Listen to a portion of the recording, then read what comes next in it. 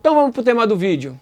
Para você que não sabe, eu vou te explicar o que é uma agrofloresta, para você entender como utilizar os princípios dela na sua horta, tá?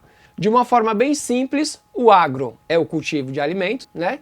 E junto com a floresta.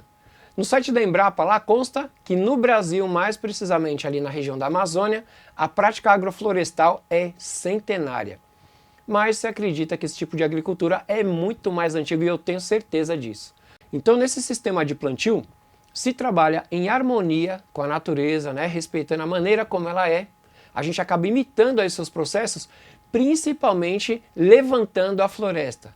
A gente vai recuperar áreas degradadas, recuperar nascentes, melhorar a qualidade da água.